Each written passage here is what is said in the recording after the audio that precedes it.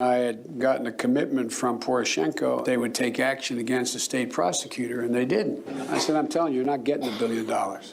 I said, you're not getting the $1 billion. I'm going to be leaving here, and I think it was, what, 6 hours? I looked, I said, I'm leaving in 6 hours. If the prosecutor's not fired, you're not getting the money. Oh, son of a got fired. And they put in place someone who was solid at the time. Former U.S. Vice President Joe Biden, who's tipped to run for the White House in 2020, has been fending off allegations of sexual misconduct. That swirl of negative press has taken attention away from another potentially damaging revelation. Ukraine's former top prosecutor, speaking to political website The Hill, accuses Biden of pressuring Kiev into sacking him. Caleb Maupin digs deeper. Former Vice President Joe Biden is caught up in a bit of a scandal. His name has been floated for the last year or so as a possible Democratic challenger to Donald Trump in the 2020 elections. But now everyone is talking about his habit of getting frisky with both women and girls in public. He leans down, smells my hair, and then plants this big, long kiss on the top of my head. Joe Biden's presidential campaign hasn't even officially begun, and people are trying to knock him out of the running. Joe Biden is facing new accusations of inappropriate behavior. Joe has a habit of doing things right out in the open, and while everyone is focusing on this rather touchy subject, some of his earlier deeds are not getting as much attention. Last year, in an interview, Joe bragged about getting Ukraine's general prosecutor fired. He says he was standing up to corruption.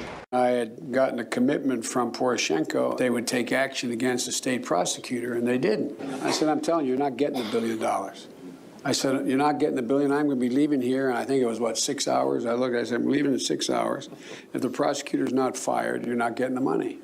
Oh, son of a got fired. And they put in place someone who was solid at the time.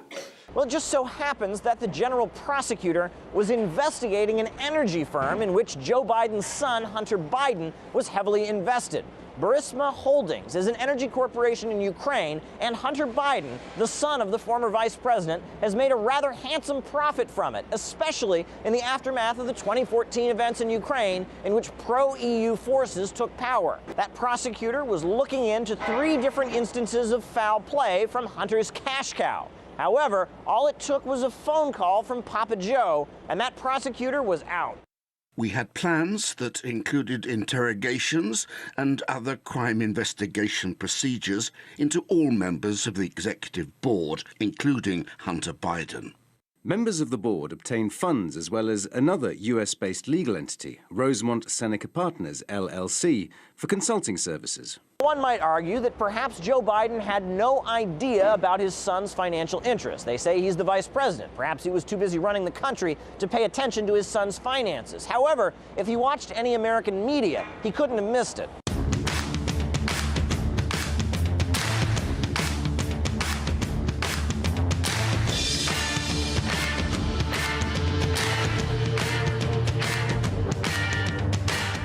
Back during the Ukraine events of 2014, the White House dismissed any notion that Hunter Biden's financial dealings had any impact on their decisions. I'm wondering if the State Department has any concerns or any thoughts about the Vice President's son joining the board of directors of this Ukrainian gas company. No, he's a private citizen. So, as reels and reels of video show that Joe Biden has some pretty strange proclivities, and more women come forward saying they do not appreciate his affection, at this point it's pretty clear that Joe has some even stranger skeletons in his closet that he would like to keep buried. Now to our ABC News investigation this morning into Joe Biden's son, Hunter, and questions about money he made from foreign business dealings while his father was vice president. Our chief national affairs correspondent, Tom Yamas, traveled to Ukraine to try to get some answers. And, Tom, what did you find? Dave, good morning to you. This is actually an issue Joe Biden has been dealing with since 2014. But it's come up again because he's now running for president. Republicans, including President Trump, are trying to hammer Biden over this. At issue, was Hunter Biden profiting off his dad's work as vice president, and did Joe Biden allow it? We're talking about millions of dollars in at least 2 countries.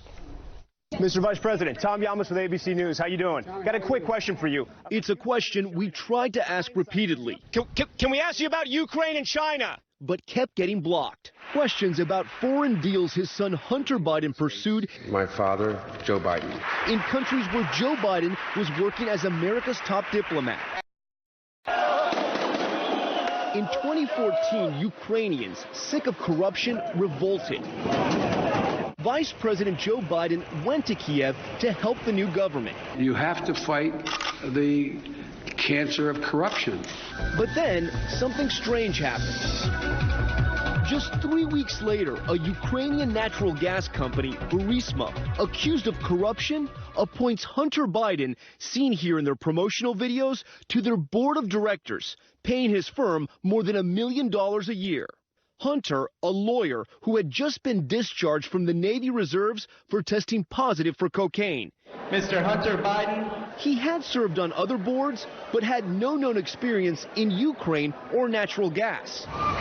We went to Kiev and found even among Joe Biden supporters in Ukraine, Hunter's hiring was troubling. How do you judge what Hunter Biden was doing? I think that Hunter Biden did a very bad thing, and he was very wrong. He allowed his name to be abused. And Ukraine wasn't the only country where Hunter Biden's business and his father's diplomacy as vice president intersected.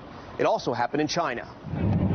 This video shows Chinese diplomats greeting Vice President Biden as he arrived in Beijing in December of 2013. Right by his side, his son Hunter.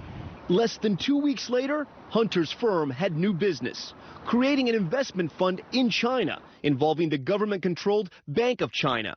With reports, they hope to raise $1.5 billion. Hunter still plays a role in the fund. His lawyer says his stake is worth about $500,000. Both Hunter and his lawyer say he never discussed any of his overseas work with his father. But even a critic of the current president and his children's business dealings says this. He should have encouraged his son to not take these positions. Biden's campaign team told us that the vice president acted at all times in a manner consistent with well-established executive branch ethics standards. One person who did not want to talk about it, Joe Biden. Mr. Vice President, what's your take on that? Was there a conflict of interest there? Was there a clear conflict of interest? Now, in response to our questions, the Biden campaign, for the first time, is announcing if he's elected, he will invoke a new ethics policy on his first day in office that would empower White House lawyers to monitor for any types of conflicts of interest. Now, Hunter Biden did not want to comment on camera. He says he was brought into Burisma, that Ukrainian company that was facing the corruption charges, to help with its transparency and corporate responsibility. So far, no charges have been brought against Burisma so far. But these questions aren't going to go away, so in the meantime, is he still on the board for that company in Ukraine? It's a good question, David. So the same month Joe Biden announces he's going to run for president, Hunter Biden tells us his term on the board expired. He says in the current political climate, he's decided not to renew. All right. Tom Yamas investigating this morning. Thanks, Tom.